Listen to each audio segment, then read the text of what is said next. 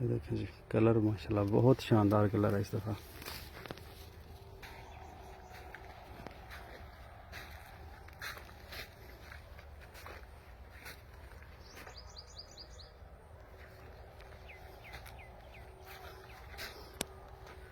ये अलीपुर वाइट का पौधा है, इनके ऊपर थोड़ा साइज छोटा है अभी फ्रूट का। ये एक साइड पे इजिप्शियन है माशाल्लाह, इसका साइज बहुत ही अच्छा और बड़ा तगड़ा किस्म का साइज़ है। और दूसरी साइड पे ये एंजल रेड है माशाल्लाह, इसका साइज़ भी बहुत कमाल है।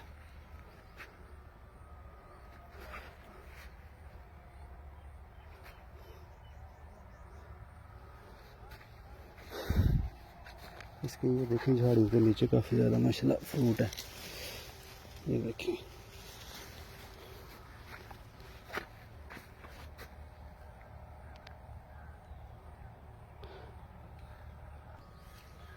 ये इजिप्शियन है माशाल्लाह, ये देखें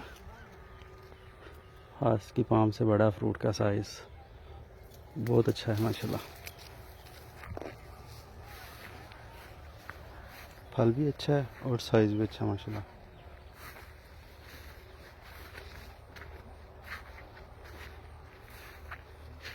ये भगवा है।